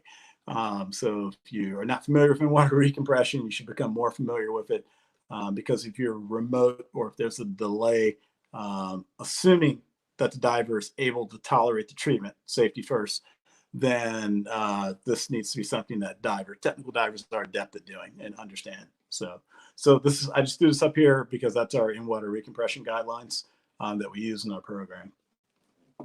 All right, we're getting ready to hop in the water. So what do? We always brief a dive. All right, so our dive briefings are done in a standardized fashion. You see Luis in the red shirt, Bart is next to him or directly to my right. There's Tyler in the black shirt and Hudson hiding from the camera in the green, in the olive drab. So this was in Guam, and this was a pre-dive briefing, and this is the way we start all of our dives. Frequently this happens on the boat, but in this case, the boat, you can't see it. But if any of us if I look straight ahead, I'm looking at the boat. If Tyler looked over his shoulder, the boat's like 10 steps away.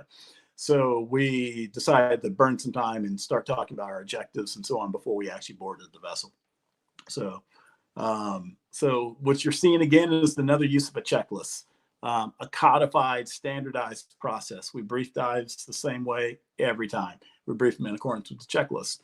The same way we set up our units in accordance with that checklist and document it every time. And that is a huge part. That's one of our safety tenets.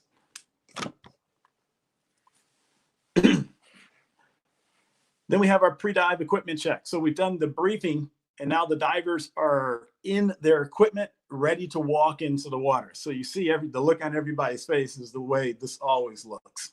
You're in a tropical environment. You have divers that, in Tyler's case, he's diving dry. I usually dive dry as well. Sometimes Mark, who's next to Tyler with the Mark Lane, dive officer with the check sheet. Sometimes he dives dry as well. But obviously, if you're in a place where it's, the ambient temperature is 30 C, 80 something degrees Fahrenheit, it gets to be a bit warm. So, and in a wetsuit, it's no cooler.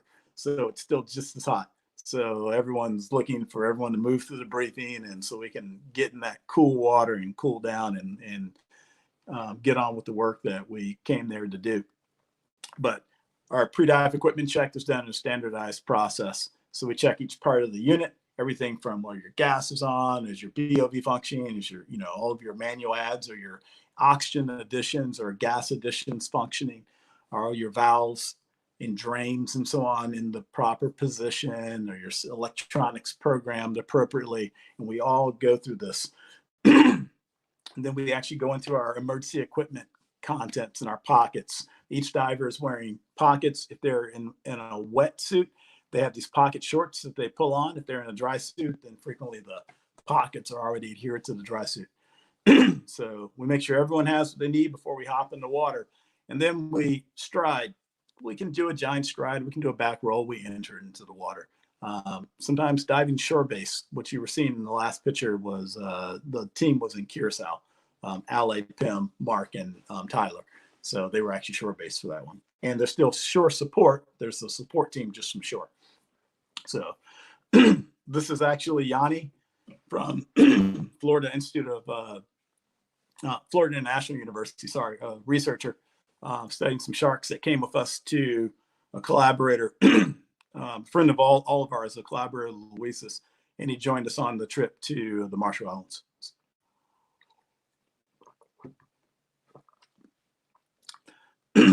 That's Mark behind Hudson. Hudson has the gloves, orange gloves. He's getting ready to hop in the water. And the gentleman on the far end is Brian, our dive master.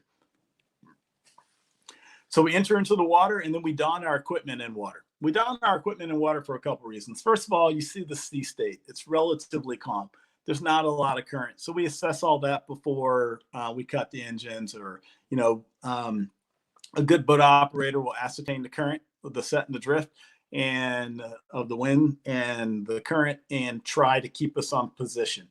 And we have almost always dropped a drop line with a buoy attached, so we know where we're going ultimately when we depart the boat and swim over and we fall down the drop line, because that drop line denotes the depth that we identified on the depth sounder. Usually Luis's has a depth sounder in the water, and he's identifying the location that he wants us to drop in to start these dives. So it's easier to hop in the water without equipment. You don't have to worry about a cylinder hitting you in the face or any damage. You also don't have to worry about someone entering into the water, holding something, and then them dropping it, because it's not like, sometimes we're in 10 meters of water, 33 feet, but there are other times we're in much deeper water. It could be over 30 meters and so on. So over 100 feet. So losing equipment can be problematic. There are times we do actually blue water drops though as well, where the bottom will intercept the slope at, 70 meters, like 250 feet, 75 meters or so.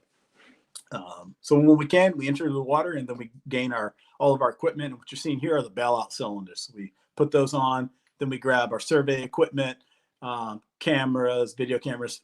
Luis has this camera. I use to carry a video camera and so on, and nets if the divers are collecting, and scooters and what have you. So it's a very equipment intensive activity. That's me donning cylinders in water, and you can see it's pretty cumbersome. It's 2 of 3 bailout cylinders. You'll notice that these have these indicating valves. So one is on, that one's off. It's pressurized but off, so I don't lose the gas. And this is something that we check as part of our surface protocol as well. So cylinders are on, bolt snaps of the cylinders aren't clipped to each other, and so on. We try to keep the loop out of our mouth. I mean, that's going to be diver to diver. I just throw that in there to say that when we're breathing 6% diluent, now our divers have a lot of experience. But when you're breathing 6% diluent, meaning the gas that is, if they're automatic diluent valve, which flows, you can manually flow gas from the diluent cylinder. If that were to activate, or if you were to inhale too deeply, then you can very rapidly drop the PO2 in the loop to a place to a level that does not sustain consciousness. The diver is going to go unresponsive, right? So that's something that we're always conscious of. So it's a general rule. I used to keep the loop out of my mouth on the surface unless the sea state's really high and so on. I'm not going to drown trying to keep the loop out of my mouth either. So. In water, this is Marina and Pim. They're doing their bubble checks, their equipment checks. So we check our scooters, make sure they're not leaking. You check your cameras, but most importantly, we check our rebreathers. So we'll lean on the back and see if any bubbles are escaping. We look at each diver, gets face down and looks at your buddy underwater. We're looking for any bubbles escaping. If bubbles are escaping, then that's a place where air can come in. Or O-ring might extrude and so on. So we tend to fix bubbles before we continue with the descent. We do this on the surface because we can easily hop back out and fix it and not have to worry about, we're not courting some problem at depth. On descent, we're going to have a PO2 spike. That means we're going to run our pressure of oxygen up and make sure we get a warning on our computers. We want to see that what we call our cells are not current limited, meaning our cells are not spent, they're not expended. They have an electrolyte that gets consumed. If they get consumed, it won't hit the set point, the amount of oxygen that you want, which means it'll keep the computer, because it can't see the set point, it'll keep firing the oxygen, which can be dangerous. It can easily send the diver into oxygen toxicity if the diver didn't recover from it. That's one of the skills that we do, so our divers wouldn't have a problem recovering from it, should not. But it's still unnecessary to experience at depth. So we always check that ahead of time on descent. And then we verify that our set points have all been switched. So Rebreather has a low set point and a high set point. We make sure that we're at low, high set point. Everyone has the same set point, which means our inert gas intake should be the same or similar, assuming that depth is the same. We descend as a team. This is just showing, this is in Hawaii, I believe. It's showing just a good descent. And good buddy contact. You see Tyler is on the bottom. He's looking over at, this is probably Luis's picture. And looking back up at me. On the bottom, we get into the work. We'll talk about the actual work a little bit later. I should emphasize that, as you probably picked up already, my talk is focusing more on procedures and everything and the actual safety, and not so much the science. We'll talk a little bit about the science, but Luis and Tyler and Hudson and Bart give excellent science talks. So my job primarily, and the job of the other dive officers, is to support the science and make sure that gets done, but also gets done in a safe fashion. So we have the concept of the untasked diver, and that is Hudson on the bottom with his transect tape, getting ready to do fish counts.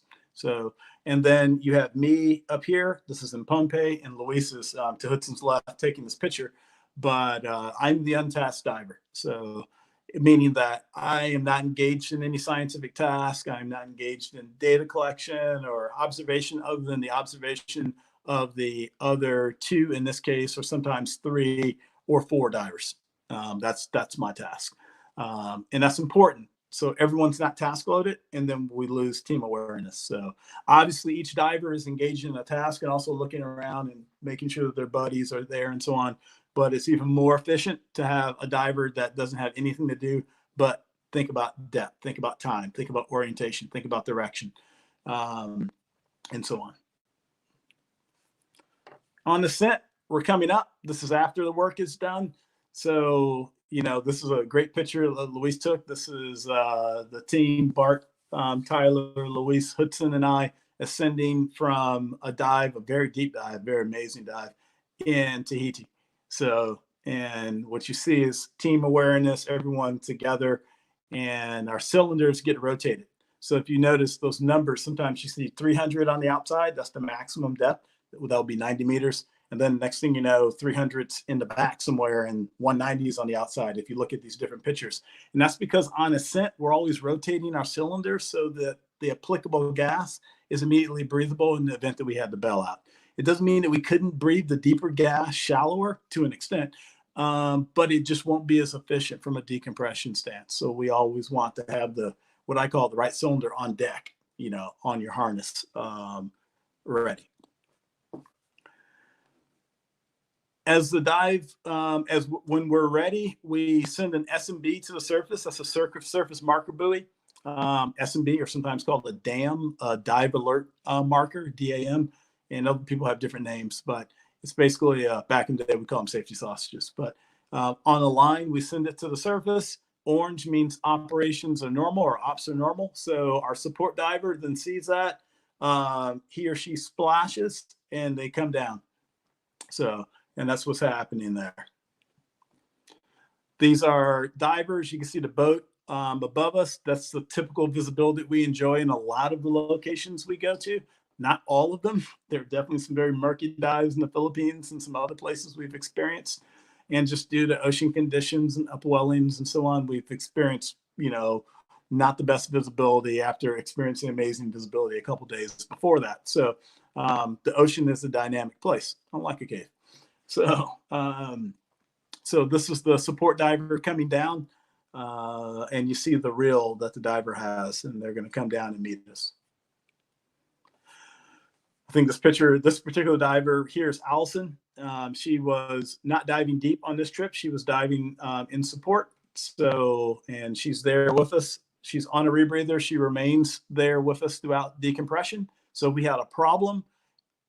We do not, remember, we have decompression. So that means we have a decompression ceiling. We can only move up to a particular depth. We're gradually moving shallower, which is progressively releasing or lowering the ambient pressure. As we get shallower, the pressure gets less, which means more inert gas is coming out of our tissues, more of that helium and that nitrogen. We're doing that in a controlled rate as not to generate bubbles, which might cause or trigger clinical manifestations of decompression sickness. And even if we don't feel it, it's still not good for us long term. So, so we had a problem. Allison has no decompression obligation, or whoever in this case, Allison, but whoever the the support diver is. They can go right up to the surface. They can grab whatever equipment's necessary. They can come back down. If we needed to relay a message to the boat, they can go up to the surface and do it. They can come down. If in the event that one of us was really injured and needed to be surfaced, she could surface us. It's not going to be good for us, but at least we're not injuring a second person who also has a decompression obligation. So, and then that's decompression. That's actually me. So that's the float. What you saw Allison coming down with was a float. She empties the S&B, and I pull that S&B back down. So it's not sitting up there in the water column. So I get it back so I can use it again. And she comes down with a float, or whoever the support diver is comes down with a float. And that float now takes the place of the S&B so that the surface can always see our location. They know where we are. And that's how that works. We want to minimize our exertion, maybe some swimming. We do light swimming, but other than that, we don't do a lot of exertion on decompression. So this is the team swimming on decompression. It's a very large team.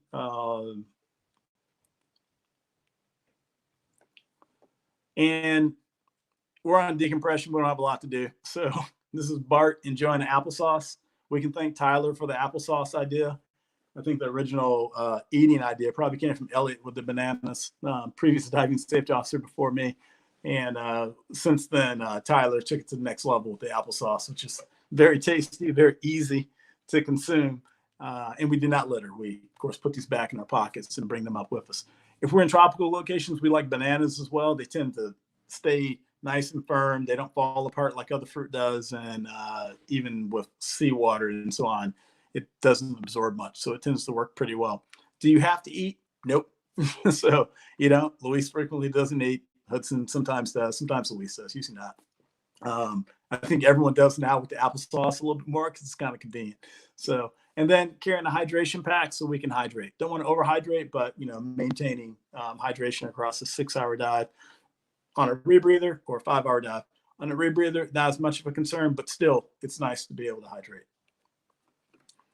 And now we're done with the dive. We're coming to the surface. A topside supervisor is really important. Surface protocols well communicated to this individual so that the boat doesn't run over us or so that we don't get injured from the boat or whatever. We need someone that clearly sees us and we see them. And it's just basic boat diving practices. This is Brian Kirk on the Indies Trader, the Indies Surveyor. Excellent, probably one of the best supervisors and dive masters we've ever worked with. He was terrific. And that's the boat coming to pick us up. This is in the Marshall Islands. So this is why he's out there, so we don't get run over. Like this is a boat's almost like 85 feet or so, 24, almost 90 meters, almost 25 meters. And then lastly, we don't want to get hurt. So we take off meaning we don't want to start doing a lot of muscular contraction, causing pressure changes. We don't want to grunt down. And if we, and cause bubbles to shunt cardiac from right to left, if the diver had a patent foramen ovale, a PFO or so on, there are a lot of mechanisms involved with decompression, but we want the surface. The surface is always a decompression stop. So we do not want to exert ourselves. So we're taking our cylinders off, we're handing them up. And then we take our rebreathers off and we hand those up as well. So no exertion of the diver. We climb the ladder just ourselves in whatever our exposure suit is. Sometimes we take our wetsuits off. I'm using a dry suit, so I'm not taking that off in the water, but we'll take our wetsuits off. And we've been in the water a long time, so you can imagine the wetsuits are not just full of salt water anymore or seawater. So we rinse those out really well, and then we climb the ladder. And we ensure that we spent more than 10 minutes on the surface before doing that. Sometimes it's longer, but it just provides a bit of a surface interval to help mitigate decompression sickness. Also gives the divers some time to recognize a problem. And then we remain vigilant and alert and awake for at least an hour and longer on the surface, as we exit and do our debrief and then slowly make the boat ride back to shore. All right. Why do we do it? A number of things. Now, keep in mind, this may be a new record. It might not be. I'm just showing you that this is a fish that was collected by Tyler, right? So it could be, we might find a new record, right? This is Hudson, another fish collected. This could be a new fish species, but it's exploring the Mesophotic, one of the least explored places on the planet. And for the surveys that Hudson and Tyler do, and sometimes Luis does as well, it is to understand population genetics. It's to understand species distribution. It's to understand the movement of these fishes up and down their water column. So there's quite a bit there, and that's the work that we do. That's why we do it. And I was just saying, as far as distribution goes, as far as quantifying species richness, species abundance, how many species and how much each species is present. And do they move across those thermoclines? We see very broad thermoclines in the waters we dive. We have been in water that was 32 degrees. We're talking about upper 80s, or mid to upper 80s, that then drops to 14 degrees. We're talking about 50, mid 50s Fahrenheit. So really, really cold. And you can imagine doing that in a wetsuit at 400, 120 plus meters, 400 feet, and how thin that wetsuit might be. Or even a dry suit, not wearing less than I'm wearing right now, and a very thin undergarment because it's tropical. We thought it was tropical conditions. You're diving in the tropics, and then you're diving in California, all in the same dive. From a decompression sickness sense, or from a decompression sense, it works out well for us. We're very cold on the bottom, vasoconstricting, not a lot of blood flow, not a lot of inert gas uptake. We come up in the shallows, it gets very warm. We vasodilate, we perfuse and eliminate gas very well. So for us, it actually works out quite well. And it takes a team. So to do all this, there's a lot of people involved. And this is us in the Philippines and so on. So yeah, it's a huge undertaking. As you see, it's a lot of equipment. Well, my last plug is just to my team. Yeah, so the 4 dive officers and the 3 on-call dive officers, Lisa, Jim, and Tyler. You saw Tyler over and over again. The capacity you always saw Tyler was as a researcher. But he also is on call for us as need be. Just as so everyone's aware, we conduct all of the Academy dive training. We also service all of the Academy's dive equipment, including the rebreathers and inspecting the cylinders. We oxygen clean everything. We change filters on our compressors and everything. So we're also responsible for creating dive program policies and procedures. We do this in concert with our diving control board, but the creation is usually in dive ops. So, and most importantly, we manage our amazing volunteer divers. So as I talked about earlier.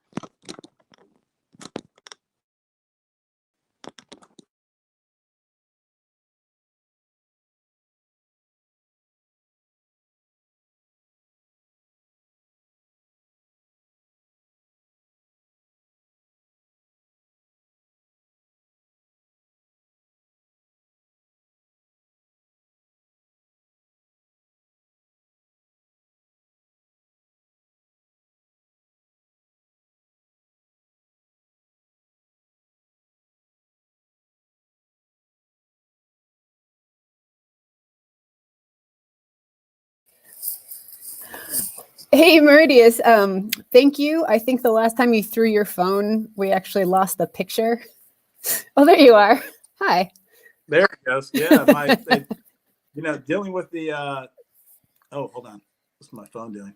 Oh, okay. Is that correct, or am I looking sideways? No, you look good now. Yeah, that's good. Well, apologize about that. So as I was saying, I have not been able to rectify the camera issues on my computer, which was not a problem until COVID happened. And now we do everything remotely. And yeah, so.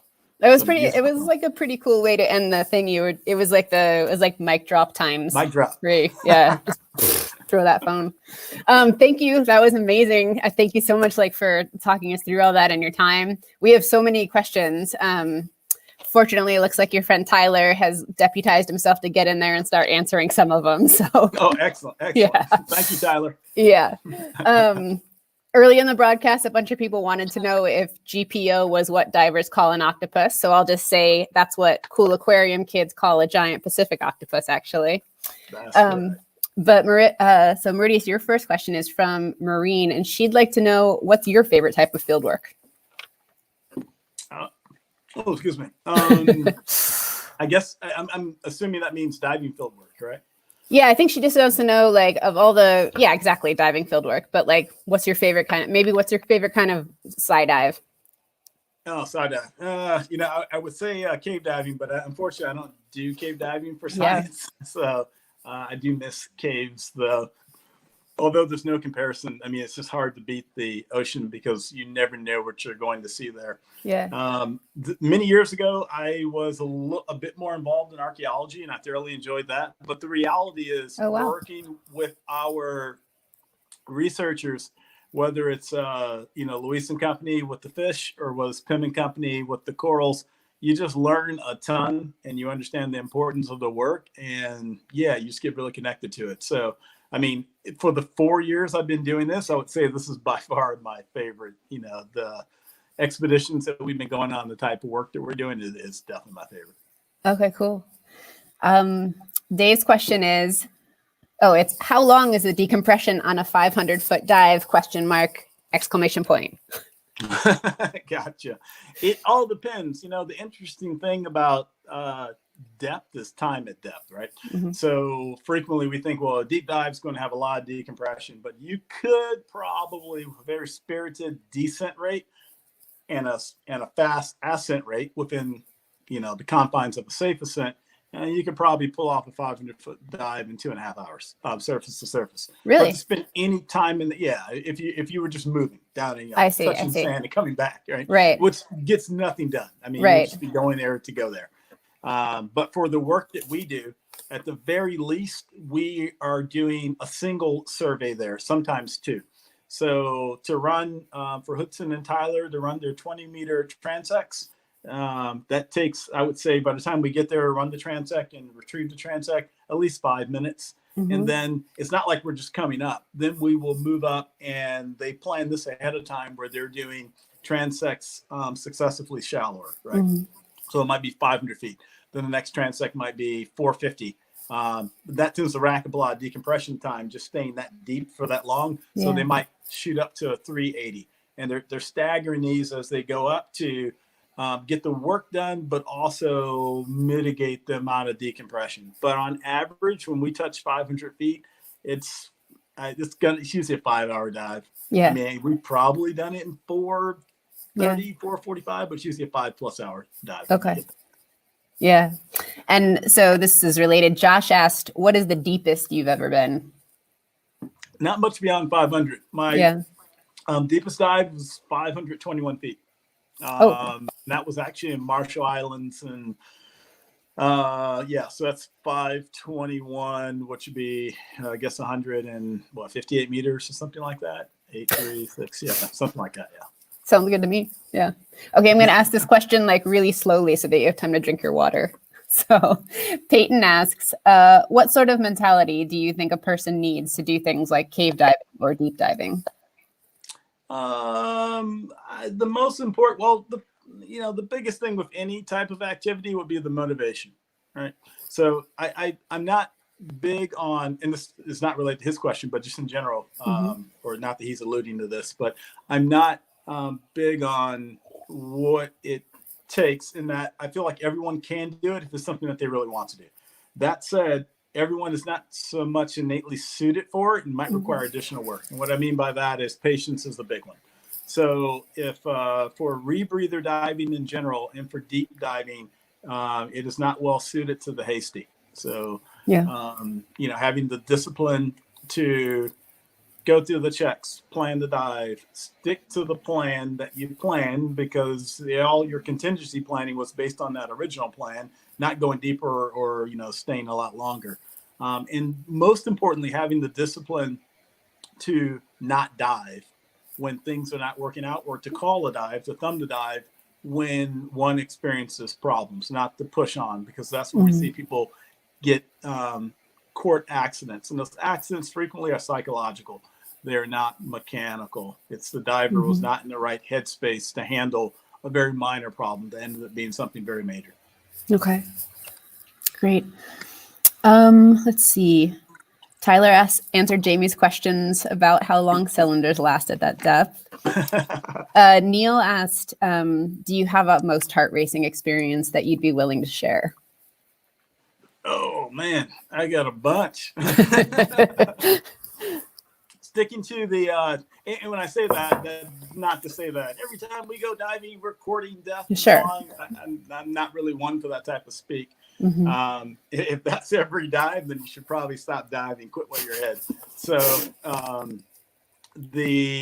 I would say carbon dioxide is what I touched on. So my most nervous times underwater were times where I had hypercapnia or carbon dioxide excess. And those really had nothing to do with the rebreather. I mean, we could say it has something to do with the rebreather in that the work of breathing is increased on the rebreather. Right. But there's nothing mechanically wrong with the rebreather. It was a diver problem. It was my problem. And many members on our team have experienced the same thing, as have many deep divers, particularly deep divers that engage in any work on a rebreather. And that's just carbon dioxide excess. And for the typical recreational diver, and diving to 500 feet, it's not really recreational. I guess you could call it a recreational technical diver, but it is different when you're just scootering along and in a cave or in the ocean, making observations just for fun, versus what you see frequently is Luis, Tyler, Bart, and Hudson. They have nets out, so, and they're trying to catch fish. Yeah. And the fish moves, and they're like, "Where is it?" And they're kind of it's hard work. Yeah. And then you drop you drop something. You have to go sprint down, and something that seems so simple at 1 atmosphere, when we push that to 15 and 16 atmospheres, 15 and 16 times surface pressure, then that becomes a big issue. Just moving that quick a couple of times can easily throw your metabolism, can speed up your metabolism, and create an amount of carbon dioxide that you will feel in a couple of minutes. That is debilitating. So that, and it's insidious. So that's why I say carbon dioxide is really the big one. And how do we mitigate it? Because we don't have sensors on rebreathers yet for in-tidal CO2 that let us know the moment we're getting too much carbon dioxide. We mitigate it by staying mindful of our respiration. So if you feel yourself breathing hard, you're about to have a bad day. You have to relax and catch it early. And that's what we've all learned. Okay. I'll limit this to 3 more since you've already given us so much time. Let's see. This YouTube user, I don't read YouTube user names, so I'm just going to say this YouTube user asked, what do you need? So what do you actually need to be a volunteer diver at the Academy? Do you have to come in with any training? I think is what they're asking. So in the interest of time, there are a number of things. Rescue, at least 50 dives. You have to be in a certain radius and so on. But they should go to calacademy.org and go up under Get Involved. Like, we have a volunteer tab. But I'm happy to hear that, and that's great, because we're always looking for more volunteer divers. So I really appreciate that. Okay, cool. But you can find all the information on the Academy website. And we'll drop that link in the comment section too, so people can find it easily. That's terrific. And so Lisa asks, out of all the training you've had to do and teach, what do you think is the most important skill or technique to have for deep diving? For me to have as a diver, or for me to teach or impart to a diver? I'm thinking the latter. I think so too. Yeah. Carbon dioxide. It just is. It's something that I harp on from day one. We're talking about rebreathers, although there are concerns with it diving open circuit as well. I mean, gas density is still a concern, and so on. The amount of gas that you can move in and out of your lungs and out of your respiratory tree is affected, regardless of whether you're diving open circuit or closed circuit. But it's the one that isn't really inherent, and everyone talks about it, but until you experience it, it's my scary part. When I say my scary part is, as a student, but as an instructor, I felt the same way as when I was teaching people to fly. You do your best, and then you have to and then the student goes out there, right? And they go out there to either dive, they go out there to be pilot in command of an aircraft and so on. And you just want them to make the right decisions. And you hope, because at some point you're going to have a bad day, and you hope that you've trained them well enough that they will make the right decisions when they have that bad day. And it may not have been anything that they really did wrong. It just means that environmentally, or the situation and so on, presented them a big question. And you want to make sure that they answer it properly. And instruction is really important. And that's one of the things I implore scuba instructors to do, particularly technical diving instructors. Is, frequently we have the wrong attitude with, oh, we're going to train somebody and they have to go out there and get experience. Experience is a lousy teacher. Experience gives you the test. And when it comes to diving, you hope you survive to learn the lesson. Yeah. So that we don't want to give tests. We want to give lessons. So we have to spend more time and impart that information. Yeah. So it sounds like if she's asking what you think the most important skill or technique is, it's really maybe the awareness to like know when something is starting to go wrong or could be potentially fraught, and also just a real dedication to the training and to like baking that in. Does that sound like a... Yeah, if I had to say one thing, it would be self-awareness, and that would come back to respiratory rate and everything else. Okay. And never being reticent to thumb a dive, call a dive. If you're ever uncomfortable, dive's over. Right. That's the biggest rule. You're uncomfortable, dive. If you're not having fun, then we're done. Right. Okay, cool. All right. Last question. This one from Eric. I'm an experienced scuba diver who just graduated with a biology degree and didn't even know jobs like yours existed. Any advice on next steps if I wanted to pursue it? Yeah. So I would say that I can give you my route, and my route was volunteering at an aquarium. Mm-hmm. That was shameless promotion right there. It's like loud though. It's not wrong. It is. Yeah. I mean, we work for the academy. But it is true. That's what I did.